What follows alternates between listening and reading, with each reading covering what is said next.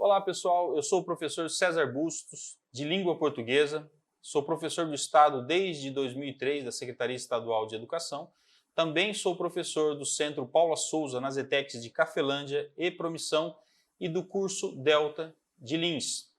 Sou formado em Letras pela FAO, com pós-graduação no Redifor da Unicamp de Campinas, São Paulo e pós-graduado em Docência do Ensino Superior. Tá? Vou passar com vocês aqui duas aulas, falaremos basicamente sobre gramática, sobre conceitos na primeira aula, e na segunda aula sobre outros aspectos, como pontuação, acentuação e a resolução de algumas questões que tratam diretamente da gramática na prova do Enem. Até mais!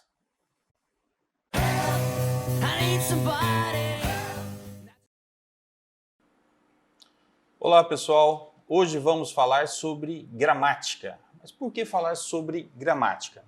Então imaginemos o seguinte, nós temos uma língua que é falada em 9 países, em 11 regiões ao redor do mundo, e o que devemos fazer para que se tenha um mínimo de similaridade entre as maneiras de uso de uma língua?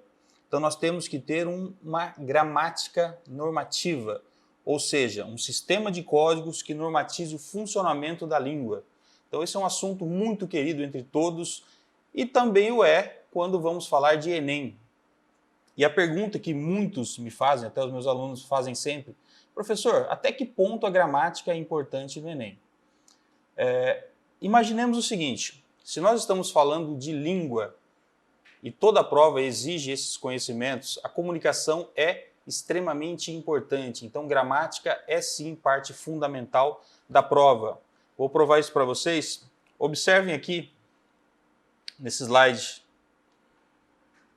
Eu preciso realmente estudar gramática? A gramática, ela está presente em toda a prova. Existe um número, até bem difundido aí, que 3% das questões falam sobre gramática. Na verdade, 3%, eu até discordo desse valor aí, mas 3% falam diretamente sobre gramática.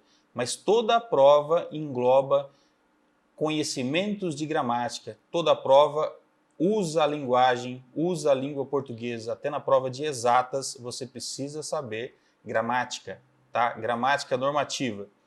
Em especial, aqui na redação, que é a maneira mais fácil de você ter uma grande pontuação no Enem, sempre lembrando que a nossa meta é a redação nota 1000. E a primeira competência da redação diz o seguinte: demonstrar domínio da modalidade escrita formal da língua portuguesa.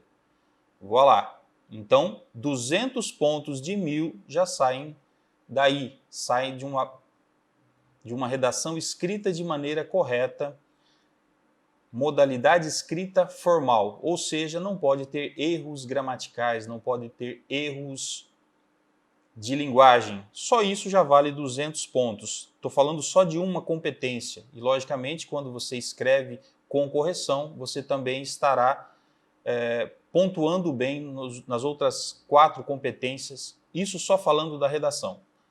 A prova de linguagens, em específico, ela tem como foco a interpretação de texto e só interpreta bem textos aquele que tem conhecimento gramatical.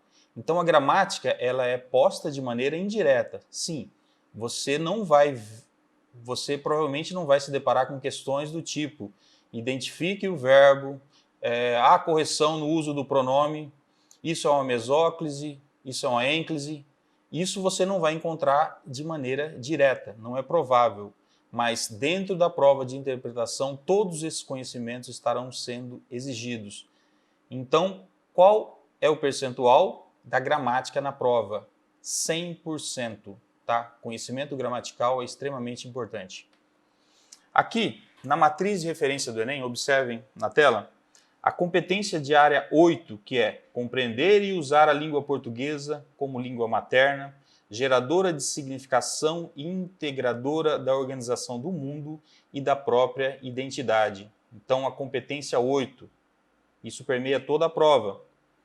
A habilidade 25 diz o seguinte: identificar em textos de diferentes gêneros as marcas linguísticas que singularizam as variedades linguísticas sociais, regionais e de registro, Isso é gramática.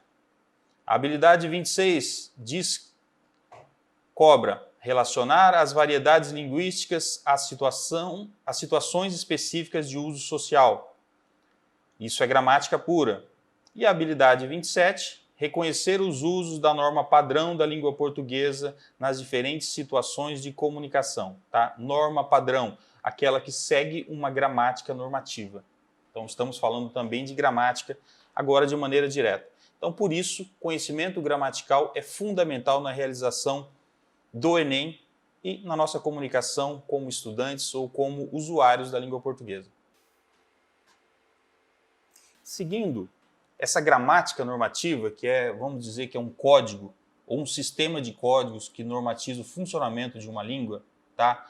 Por que ela é tão importante? Porque essa língua ela vai sofrendo alterações dependendo do momento e da situação de comunicação na qual utilizamos essa língua. Então, se não houver gramática normativa, nós não nos comunicamos de maneira compreensível. Então, um texto que é escrito em Portugal não poderia ser compreensível aqui no Brasil e vice-versa. Então, estamos falando de gramática. E essa gramática ela tem partes, tá? Ela é partimentada. Observem aqui na tela as principais partes. A primeira é a fonologia, estuda os sons, fonemas. Tá? Quando se trata de comunicação verbal, nós o fazemos por meio de sons. Também temos a morfologia. A morfologia trabalha a classificação das palavras. Então, a palavra existe para quê? Qual é a função dessa palavra na língua? Dependendo dessa função, ela vai ser classificada em uma das 10 classes de palavras. Esse é o assunto que trata a morfologia. Depois da morfologia, nós temos a sintaxe. A sintaxe nada mais é do que as relações entre as palavras, ou seja, quais conexões eu tenho para compor uma frase. Então, a sintaxe trata das funções e das relações das palavras nas sentenças. Lembrando, morfologia, a palavra sozinha. Tá? O que ela é? Qual é a função dela? E sintaxe, as relações entre as palavras. Então, quem é sujeito de quem é predicado de quem é complemento verbal e assim por diante. Também temos dentro da gramática a área da semântica. Agora eu estou falando de significado. Tá? As palavras na língua ela não têm somente um significado literal. Ela normalmente extrapola algo que é somente literal. Então a palavra ela adquire significações diversas dependendo do contexto de comunicação. Por isso, nós temos essa área dentro da gramática que é a semântica, trata dos significados das palavras. E uma outra sub-área aqui que seria estilística, a maneira e o uso que fazemos da língua. Então, se no Enem ou em qualquer prova te disserem que vai ser cobrado fonologia, morfologia, sintaxe, semântica e estilística, eu estou dizendo que vai ser cobrado tudo, só tudo. Tudo bem? Então, essas são as partes da gramática. Para falarmos brevemente sobre gramática, aqui nós vamos focar nessa segunda divisão da gramática, que é a morfologia. Vamos tratar mais da morfologia, tá? Lembrando, dificilmente vocês verão questões diretas de morfologia na prova do Enem. No entanto, esses conhecimentos lhes serão úteis em toda a prova. Dentro da morfologia, as palavras elas se dividem em classes gramaticais. Como eu já disse, são classificações de acordo com a função que essas palavras têm dentro da língua. Se estamos falando em classes gramaticais, nós estamos analisando essas 10 classes de palavras e é interessante atentarmos para 2 subgrupos. Tá? O primeiro subgrupo, observe na tela, estou falando do substantivo, ao qual se refere. Substantivo é a palavra que dá nome. Então, tudo que serve para nomear alguma coisa é um substantivo. E, referindo-se a esse substantivo, eu tenho o adjetivo, que vai qualificá-lo. Eu tenho o artigo, que vai dizer para mim o gênero e o número. Eu tenho o numeral, que vai indicar quantidade. E eu tenho o pronome, que é aquele que se refere ao nome. Então, esse é o subgrupo do substantivo. E eu tenho o verbo. Tá? Quando eu estou falando de substantivo, eu estou falando de frase nominal. Quando eu falo de verbo, já estou falando de oração. Isso é um assunto mais para frente, mas vamos já adiantando. Então, palavras que se ligam ao verbo, eu vou ter o advérbio, tá? É a palavra que altera de alguma forma o verbo.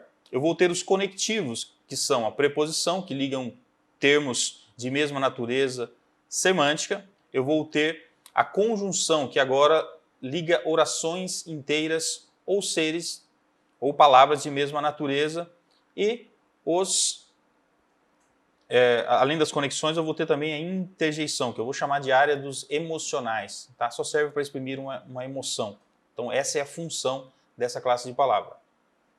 Pessoal, dentro das classes de palavras, vou começar pelo artigo.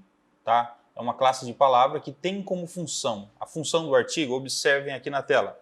Primeiro, ele indica o número, se eu estou falando de singular ou de plural, ele indica o número e ele se refere diretamente ao substantivo. Além de indicar o número, ele também indica o gênero, tá? Se essa palavra é masculina ou se essa palavra é feminina. Detalhe, todas as palavras da língua, quando você vai procurar no dicionário, aparece lá substantivo masculino, substantivo feminino. Quero dizer que todas as palavras têm gênero.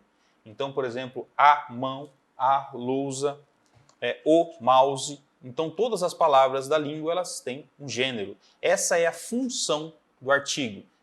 Então, ele sempre vem ligado a um substantivo. E um detalhe, o artigo, sempre que precede uma palavra, ele tem, normalmente, ele transforma a palavra da frente em um substantivo, tá? Mesmo que a princípio ela não seja. Se eu tenho um artigo, a palavra da frente vai normalmente ser um substantivo. Atenção a esse detalhe. Então, o artigo é a palavra que se liga ao substantivo. Aqui vale chamar a atenção, observem na tela aqui, quanto ao gênero, alguns erros um pouco comuns aí, vale a pena prestar atenção. Por exemplo, a palavra alface é um substantivo feminino. A palavra grama, que dependendo do artigo que você usa, muda completamente o sentido. Então, o grama, quando masculino, refere-se a peso, e a grama, quando feminino, refere-se a um vegetal. A palavra tênis, que já tem o S aqui e refere-se, aparentemente ela está se referindo ao plural, mas não, eu posso estar falando de um só, tá? Não tem problema. O mesmo caso acontece com ônibus, é o ônibus ou os ônibus. Então esse é o nosso artigo. Agora, vamos para o adjetivo. O adjetivo é a palavra que de alguma forma ele caracteriza o substantivo.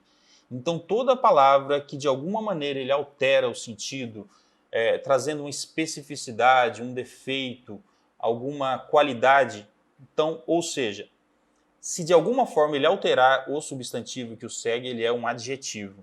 Tudo bem? Observem aqui na tela.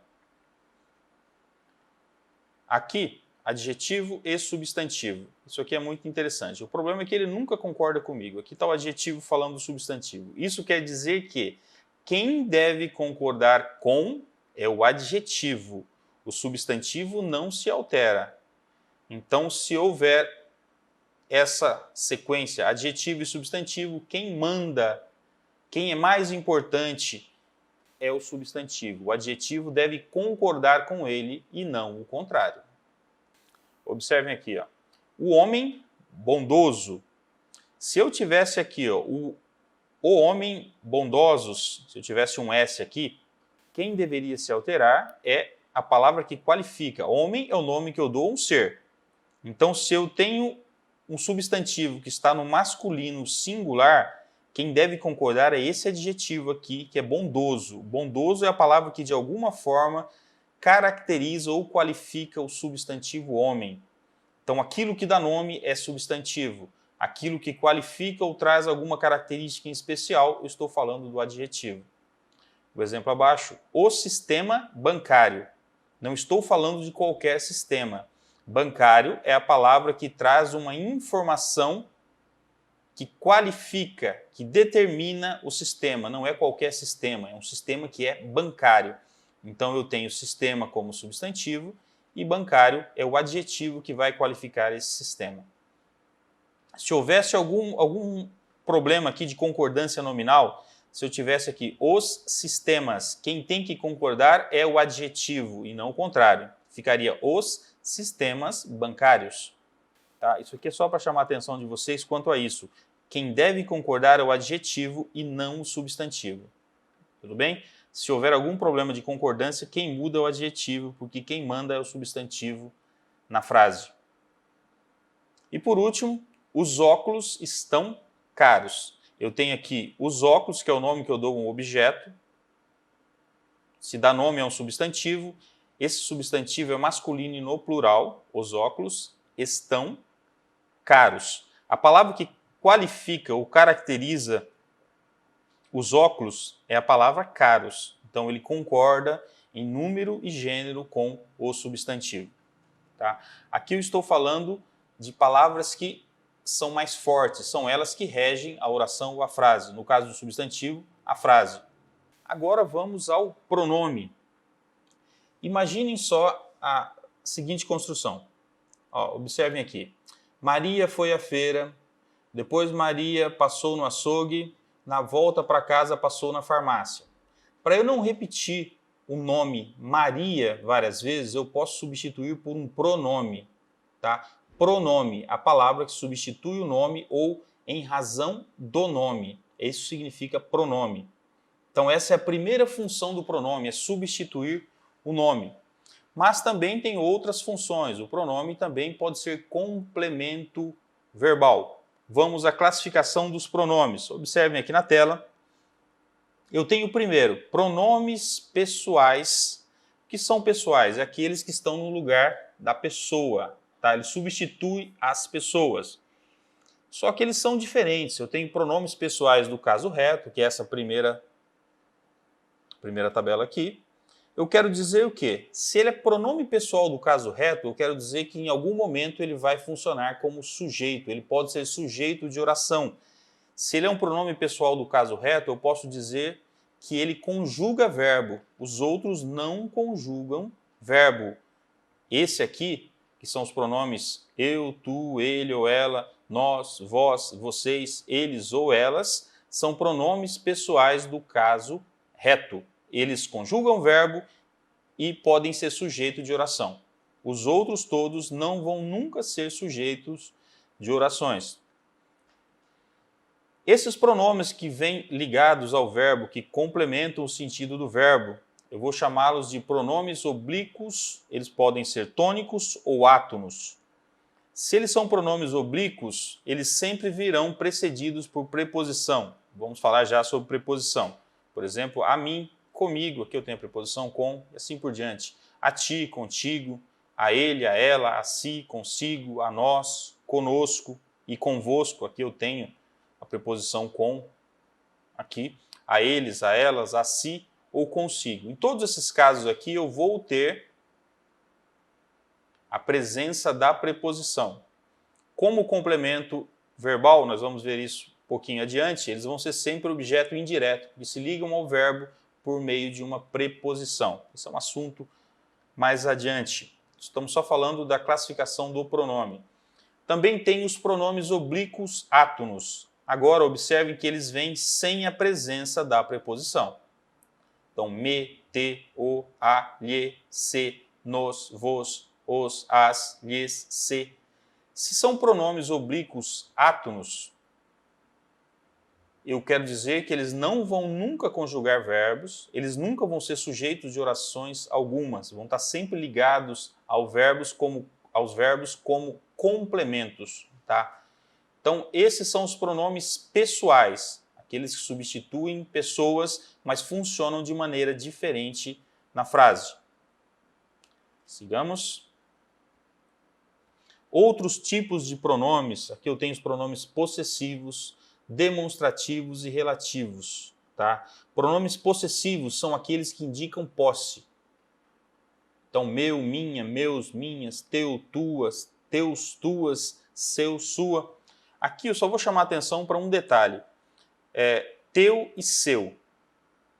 Sempre o que está com T está próximo da pessoa que fala. Tá? Então, por exemplo, se eu disser este livro, está próximo da pessoa que fala. Se estiver próximo a você ou ao meu interlocutor, eu teria que dizer esse livro. Então, T está próximo do falante, S está próximo do meu interlocutor, a pessoa com a qual eu falo. Tá? Vale a pena prestar atenção nisso. Observe aqui na tela, ó, continuando. Seu, sua, nosso, nossa, nossos, nossas, vosso, vossa, vossos e vossas. Então, possessivos indicam posse. Pronomes demonstrativos, que é a mesma coisa. Quando está próximo da primeira pessoa, ou seja, aquela que fala, eu uso este, a letra T. Quando está próximo da segunda pessoa ou do interlocutor, eu uso a letra S. Então, este, estes, esta, estas, esse, esses, essa, essas, aquele ou aquela, aqueles ou aquelas, isto, isso ou aquilo, o, a, os, as, também são pronomes, mesmo, mesma ou mesmas, próprio, própria, próprias, semelhante ou a tal. E também eu tenho os pronomes relativos, tá? São aqueles que se relacionam a outros elementos já ditos na frase. Então, que, quem, onde, cujo ou cuja, quando, como, o qual, a qual, os quais ou as quais. Então, esses são os pronomes. Aqui um exemplo de pronome possessivo. Observem. Doutor, a minha filha Magali tem um apetite insaciável. O que eu faço? Pede para ela soltar o meu lanche. Então, meu lanche indica a posse do doutor. Tá? Maurício de Souza aqui. Pronomes demonstrativo. Vale a pena prestar bastante atenção nisso, ó, gente. Primeira pessoa, te, sempre este ou esta ou isto. Referente à segunda pessoa, esse, essa ou isso. Então, próximo ao quem fala, te. Próximo ao interlocutor, S. Lembrem-se disso, não se esqueçam desse detalhe. E vamos ao substantivo. Substantivo, para fechar esse primeiro bloco, é a classe de palavra mais importante dentro da área dos nomes. Tá? O substantivo é o que norteia toda a frase. Então, todas as outras palavras, o artigo, o adjetivo, o pronome, todos eles vão concordar com o substantivo, que é ele a palavra mais importante da frase. Tudo bem? Aqui só sobre a classificação, prestar bastante atenção. Comum, próprio, simples. Então, próprio sempre a grafia das palavras, isso é muito importante, principalmente da redação, tá? Isso é um erro comum e erro grave. O simples, que identifica seres aleatórios, vários seres, não estou especificando um. O composto, que tem duas ou mais palavras. O concreto e o abstrato. Aqui eu vou chamar a atenção de vocês. Concreto ou abstrato? É normal que tenhamos a noção do que é abstrato, é algo que eu não consigo pegar, a questão física. E na verdade não é isso. Tá? Por exemplo, quando eu falo Saci Pererê, ele é concreto ou abstrato? Não interessa se ele existe ou não. Saci Pererê, fada madrinha. Tudo isso nós estamos falando de elementos que têm existência própria na frase. Tá? Então, se eu falar fada madrinha, a fada madrinha é um substantivo concreto, não é abstrato. Então, perca um pouquinho essa percepção de que é algo que eu posso pegar. Não é isso. Tudo bem? Substantivo primitivo ou derivado. O primitivo é aquele que dá origem a outros, e aqueles que se originam do primitivo é o derivado. E o coletivo, quando uma palavra só engloba vários, tá? Sintetiza vários seres. Mais um pouquinho dessa classificação. O primitivo não provém de outra palavra existente na língua portuguesa. Ele é o primeiro, ele dá origem a outros. E o derivado é aquele que se origina de outro. Então, de cozinha vira cozinheira, por exemplo. Leite vira leiteiro, lácteo e assim por diante. Mulher, mulheraço, mulherona. Cachorro para cachorrada, de palito para paliteiro e assim por diante. O simples tem um só radical. Médico, mulher, cama, tempo, sol. E o composto é formado por uma ou duas palavras, tá? Por mais de um radical. Médico, cirurgião, mulher fatal, sofá-cama, passatempo, girassol e assim por diante. Detalhe é passatempo, embora seja grafado junto, tá? Trata-se de duas palavras. A palavra passar e tempo são palavras completamente diferentes. A junção delas forma algo único. Por isso que é um substantivo composto. Para resumir tudo, substantivo é a palavra que dá nome a tudo que existir, tudo que não existir e você for inventar agora, Todos os objetos, todos os animais, sensações, emoções, tudo que tiver um nome é um substantivo. Agora, já falando da área dos verbos, tá? Nós estamos falando agora não só de frases, vamos falar agora de orações. Vamos começar pelo advérbio. O advérbio é a palavra que de alguma forma altera a palavra que o segue. Então observem aqui, ó. O advérbio é uma palavra invariável que modifica o sentido de um verbo, de um adjetivo ou de outro advérbio, indicando circunstâncias como de modo, lugar, tempo e outras. Por exemplo, a frase "meu irmão arrastou-se" pode ser melhor especificada graças ao emprego de advérbios ou expressões de valor adverbial. Tá? Continuando, os principais advérbios, e detalhe, sempre que eu tenho um advérbio na frase, eu tenho uma outra circunstância, ele vai trazer um sentido novo. Então, por exemplo, quando eu tenho talvez, acaso, porventura, provavelmente, eventualmente, possivelmente, quiçá, eu estou utilizando um advérbio que vai trazer uma indicação de dúvida. Normalmente eles dão a ideia de dúvida. Eu tenho também advérbios que trazem uma noção de intensidade. Então, quando eu falo muito, pouco, bastante, demais, mais, menos, excessivamente, demasiadamente, eu estou dando uma ideia de intensidade. Prestem atenção à mente. Mente também pode dar ideia de modo, de que modo eu faço algo. Então, bem, mal, assim, depressa, devagar, melhor, pior. Isso também é um advérbio de modo, traz a noção de que maneira eu faço alguma coisa. Advérbios de lugar, abaixo, acima, adiante, aí, além, ali, aqui, atrás, cá, dentro, fora, junto, lá, longe, perto. Apesar de eu estar passando para vocês aqui uma lista, dependendo do contexto no qual os advérbios estiverem sendo usados, eles têm características diferentes, tá? Sua classificação pode mudar e essa análise é contextual. Muita atenção a isso. Eu tenho palavras que indicam tempo, são advérbios que dão noção de tempo. Então, agora, ainda, amanhã, antes, cedo, atrasado, depois, hoje, já, jamais, logo, ontem, sempre. Todas essas palavras trazem uma noção de tempo, são advérbios que dão ideia de tempo. Eu tenho advérbios que trazem noção de afirmação. Sim, certamente, efetivamente, realmente, etc. Dão ideia de afirmação.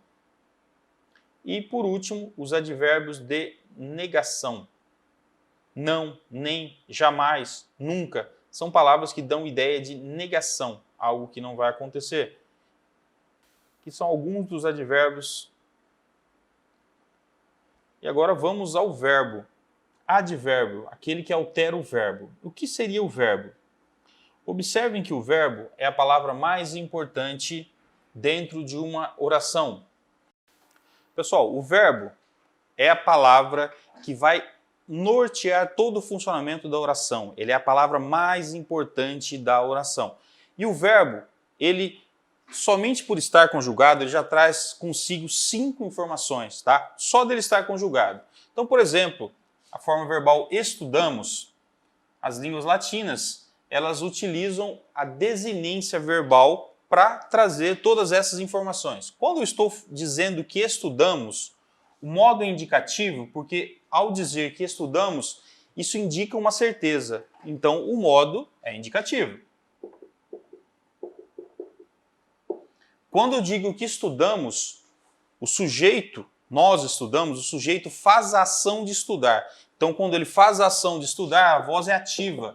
É quando o sujeito faz a ação do verbo. Quando eu digo que estudamos, não é uma pessoa que estudamos. Eu estou dizendo que nós estudamos. Então, é mais de uma. Eu estou falando, o número aqui é plural, porque mais de uma pessoa faz a ação do verbo. Quando eu digo que estudamos, eu estou dizendo que nós estudamos. Portanto, primeira pessoa, do plural. E quando eu digo que estudamos, eu posso estar me referindo a estudamos agora, no momento da fala, presente, ou posso estar me referindo ao pretérito perfeito, algo que já aconteceu e é uma ação acabada no tempo. Então, nós estudamos no passado, não sei quando. Então, pretérito perfeito. Então, pode ser ou presente ou pretérito. No caso aqui, perfeito. Então, só essa forma verbal que estudamos, ela traz 5 informações em si.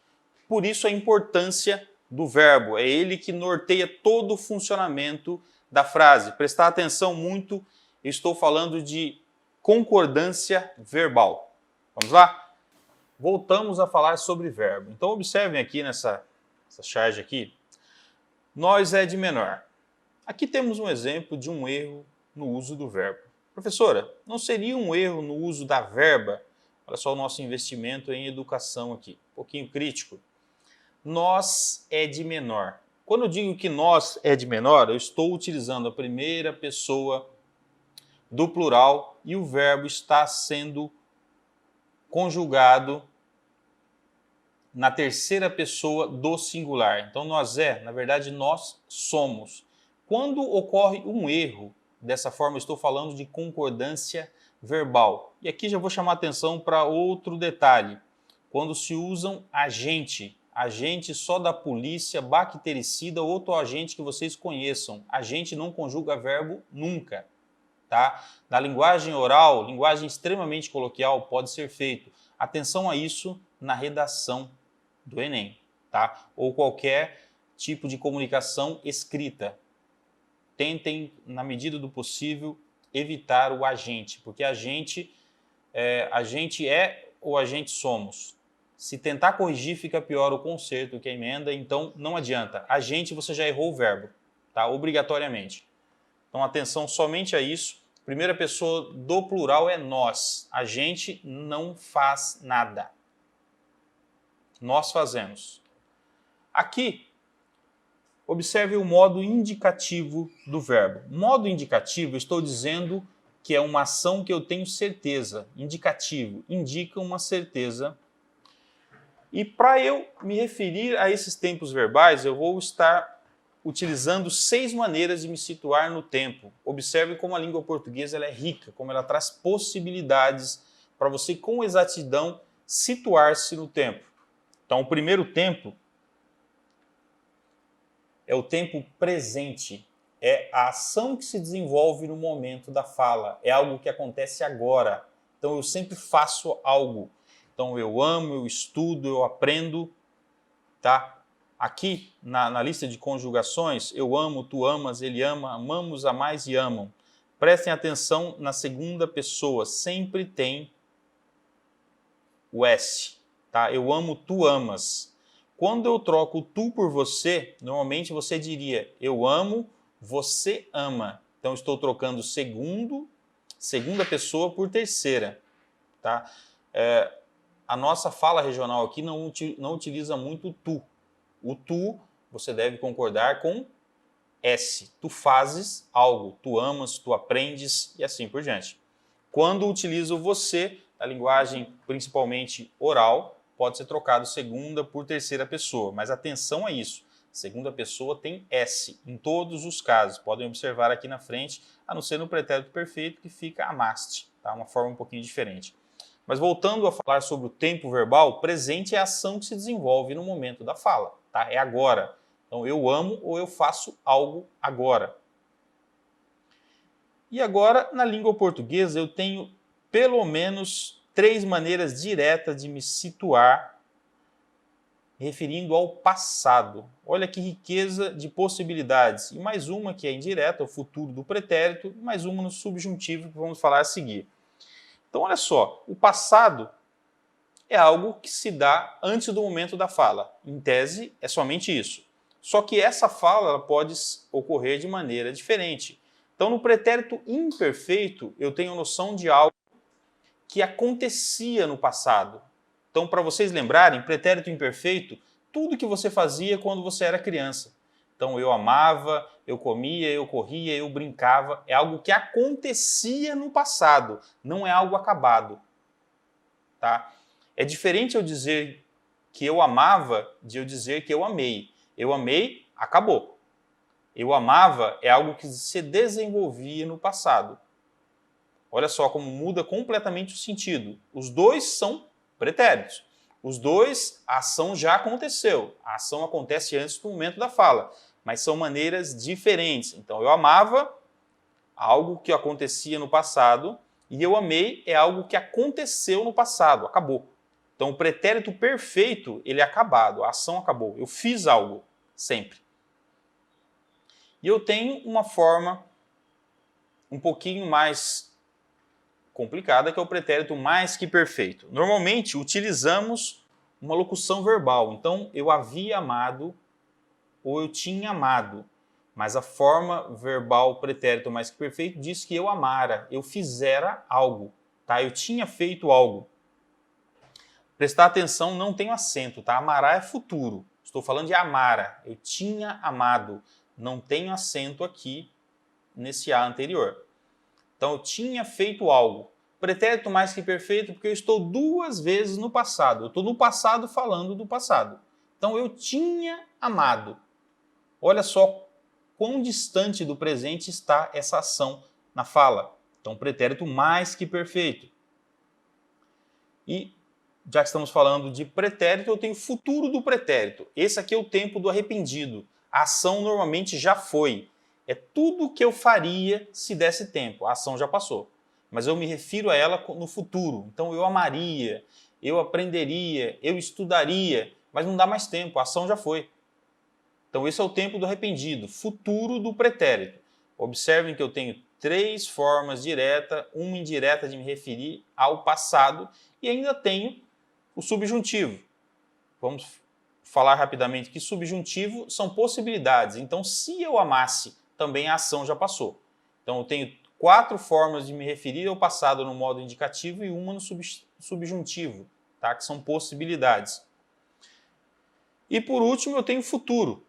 Tá? Futuro é uma ação que vai acontecer ou que acontecerá depois do momento da fala. Ainda acontecerá, tá? Depois do momento da fala. Sempre lembrando que eu tenho como norte, como um marco, é o momento da fala. É esse o momento que eu tenho que estabelecer em qual porção de tempo estou agora. Então, sempre presente é o momento da fala. Todas as formas de pretérito é antes da fala. E futuro é depois do momento da fala. Tá? Sempre ter isso como noção. Aqui eu estou falando do modo indicativo. Vale lembrar que eu tenho outras formas além do modo indicativo. Eu tenho o modo subjuntivo. Tá? Um pouquinho menos usado, mas sempre indica uma possibilidade. Tá? Algo que eu poderia fazer, eu não tenho certeza. Então, eu diria que se eu amasse, é passado. Pode ser que eu ame, é uma possibilidade. Ou quando eu amar, também é uma possibilidade. Aqui na tela somente o indicativo, mas tem essas possibilidades, que é o subjuntivo e o imperativo. Sobre tempo verbal, é só isso. Vamos seguir um pouquinho, falando mais sobre a área do verbo. Tá? Então, o verbo é a palavra que norteia todo o funcionamento da oração. Então, subordinados ao verbo, eu tenho o advérbio, que é a palavra que vai alterar de alguma forma. Eu posso ter também o adjetivo. Aqui eu estou falando do advérbio. Ele vai alterar o verbo, ele pode alterar o próprio advérbio ou o adjetivo. Advérbio está sempre ligado a uma dessas 3 classes de palavras, tá? Também pertence à área do verbo. Eu tenho agora os conectivos. São 2 classes de palavras que têm essa função, que é de conexão, vai ligar termos. A primeira delas é a preposição. A preposição, observem aqui na tela, é uma palavra invariável que une 2 elementos numa oração ou frase, criando e mantendo uma relação entre esses 2 termos. Contrato através do qual uma pessoa nomeia uma outra pessoa para que esta realize negócios com seu nome. Preposição administrativa. Também pode ocorrer. Observem aqui, ó, quando eu tenho a janela de ferro. Janela é o nome que eu dou a a um móvel, Não, não é móvel. Janela é o nome que eu dou àquele espaço aberto numa parede. Se eu dou nome para aquele espaço aberto numa parede, dá nome a substantivo. De ferro é a palavra que de alguma forma vai qualificar o substantivo janela. Observem aqui. Ferro qualifica janela. Janela não qualifica ferro. Tá? Olha só a relação de dominação aqui. Então, entre o substantivo janela e o adjetivo de ferro, o ferro sozinho, sem que eu tenha preposição, é o nome que eu dou a um metal. Então também seria um substantivo. Quando eu utilizo essa preposição, eu transformo toda essa locução aqui em locução adjetiva. Observe um exemplo abaixo. O homem precisa atitudes, carinho. Olha só, quem precisa de alguma coisa. O homem precisa de atitudes, de carinho. Então a palavra de são preposições que ligam termos. Essa é a função da preposição, ligar termos. As mais comuns, preposição a, ante, até, após, com, contra, de, desde, em, entre, para, per, perante, por, sem, sob, sobre, trás. Tem até a musiquinha. Vale a pena saber de cor, tá? Não são muitas palavras, isso aqui tem que estar na ponta da língua. Qualquer questão que faça referência à preposição, são essas, são palavras invariáveis. Isso aqui não tem o que possa mais ser ensinado, isso é decorar mesmo, tá? Preposição vale a pena decorar. E dentro dos conectivos, além da preposição que liga termos de mesma natureza, eu vou ter a conjunção, que agora não vai ligar somente termos, vai ligar orações inteiras. São as conjunções. Olha o exemplo aqui. E aí, vai fazer a prova para o Enem? Não, vou fazer nem trabalhar, nem estudar. Observem essa conjunção aqui, ó, nem. Nem trabalhar, nem estudar. Trabalhar é um verbo, eu tenho uma oração, e estudar também um verbo, eu tenho outra oração. Essas duas orações são ligadas por meio de uma conjunção. A função da conjunção é essa, ligar as orações. E ao fazê-lo, quando ela liga duas orações, ela sempre estabelece um significado, um sentido de uma em relação à outra. No caso, além do fato de ele não trabalhar, ele também não estuda, então adiciona uma nova informação. Nesse caso, a conjunção nem é uma conjunção aditiva. Neste caso, vamos observar aqui, quando eu utilizo uma conjunção que é aditiva, ela sempre vai adicionar um novo fato, ou seja, essa oração que foi iniciada pela conjunção, ela vai adicionar um novo fato. Olha só, e, nem, não só, mas também, além de, além disso. Então sempre vai dar uma ideia de adição, vai adicionar alguma coisa. Eu tenho as alternativas. A alternativa sempre vai dar uma ideia de possibilidade. Ou eu faço isso, ou eu faço aquilo, ora eu faço isso, ora eu faço aquilo. Quer eu estude, quer eu trabalhe, já ou já. São conjunções que vão dar ideia de possibilidade, de alternativa. Eu tenho também as conjunções adversativas. Essas sempre vão trazer informações que contradizem a oração anterior. Então são elas, mas, porém, contudo, todavia, entretanto, no entanto, não obstante, sempre vai contradizer a oração anterior, vai trazer uma ideia contrária a ela. Eu tenho também as conjunções conclusivas. Essas vão dar ideia de conclusão da oração anterior. Então, logo, portanto, qual a conclusão disso? Portanto, por conseguinte, consequentemente, o que vai acontecer? Então, eu tenho a conclusão da oração anterior. Eu tenho as conjunções explicativas. Essas vão explicar a oração anterior. Então, por quê? Por quanto? Pois, sempre antes do verbo, tá? Que, por quanto, são conjunções que vão explicar a oração anterior. Prestem atenção que a conclusiva, explicativa e consecutivas podem se confundir.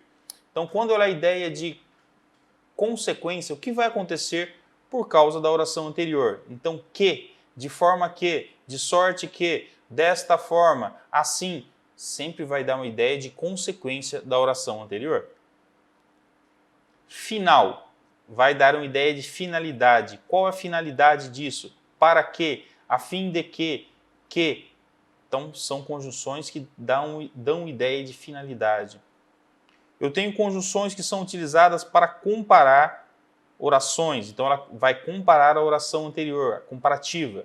Como, mais do que, menos do que, tão como, tão quanto, sempre vão trazer ideia de comparação, vão comparar as orações. Eu tenho a conformativa, que são conjunções que dão ideia de conformidade, conforme, segundo, de acordo com, como, consoante, tudo isso são conformativas. Eu tenho as condicionais, que são conjunções que vão estabelecer uma condição em relação à oração anterior. Se, caso, desde que, contanto que, vão dar uma ideia de condição. Eu tenho as concessivas, vão fazer concessões. Embora, ainda que, mesmo que, conquanto, apesar de, sempre uma ideia de concessão. Eu tenho as causais, vão trazer uma ideia de causa. Por quê? Como? Já que, uma vez que, visto que. Eu tenho as conjunções temporais, vão trazer informações de tempo. Quando, enquanto, antes que, depois que, desde que, logo que, assim que, tudo isso dá ideia de tempo. Eu tenho as proporcionais, à medida que, à proporção que, ao passo que, então proporcional, dá uma ideia de proporcionalidade. Então, aqui são algumas das possibilidades, tá? Tem outras e lembrando, toda essa análise é contextual. Depois eu vou mostrar alguns exercícios do próprio Enem que cai sobre conjunção e aqui não necessariamente o Enem ele tem que ser aditivo, ele pode ser adversativo, o que, o porquê, ele pode ser conclusivo, ele pode ser explicativo, ele pode ser final, tá? Então toda essa análise ela é contextual, prestar bastante atenção no significado que essa conjunção traz em relação à oração anterior. Depois da conjunção, eu vou ter a área dos emocionais, que é a interjeição. Lembrem das 10 classes de palavras, eu tenho uma classe de palavras que só tem essa função, que é exprimir uma emoção. É para isso que serve a interjeição, somente para isso, para mais nada. Então as conjunções, nós vimos algumas agora, ou, com, nem, contudo, e as interjeições. Socorro, viva, ai, psiu. Eu estou sempre chamando a atenção, estou sempre exclamando de alguma forma, são as interjeições. Tá? Essas são as 10 classes de palavras que nós falamos bem rapidamente, só para vocês lembrarem o conceito. Isso aqui é matéria de ensino fundamental. Tá? Normalmente, ensino fundamental, vocês vão trabalhar mais essas questões gramaticais, tá? Fora do contexto, o conceito gramatical em si. Aqui mais um pouquinho do exemplo de área dos emocionais, olha só. Alô, ai, bom dia. São sempre palavras que exprimem uma emoção, olha só. Ó céus, ó vida, ó azar. E um outro detalhe, olha a pontuação como ela é eloquente. Aqui uma ponto de interrogação, aqui um ponto de exclamação, para mostrar essa emoção. Então, interjeição serve para indicar espanto, surpresa, sensação, cumprimento ou qualquer outra emoção, área dos emocionais. Essa é a interjeição. Aqui eu vou mostrar para vocês alguns exemplos de conjunções. Os garotos brincam e estudam. Aqui eu tenho 2 verbos. Eles brincam e eles estudam. São 2 ações, portanto eu tenho 2 orações aqui. E essas orações são ligadas uma à outra por meio da conjunção e. Esse e, normalmente, ele vai adicionar uma nova informação. Então, os garotos brincam, além deles brincarem, eles estudam. Então, eu tenho uma conjunção que é aditiva. Aqui, nesse caso, homens e mulheres vivem bem em promissão. Eu só tenho um verbo aqui, que é o verbo viver, só tem uma ação sendo feita na frase, que é a ação de viver. Quem vivem bem em promissão são os substantivos homens e mulheres. Homens é substantivo, mulheres também é substantivo. Então, esse e é uma conjunção que agora está ligando dois termos e não duas orações. Então, a conjunção ela pode ligar não só duas orações, como dois termos de mesma natureza, no caso aqui, dois substantivos. Pessoal, nessa primeira aula nós falamos rapidamente sobre as 10 classes de palavras, falamos basicamente sobre morfologia, tá? Na próxima aula falaremos sobre outros elementos gramaticais, em especial algumas questões do Enem, questões diretas do Enem. Espero que vocês tenham gostado. Até a próxima aula.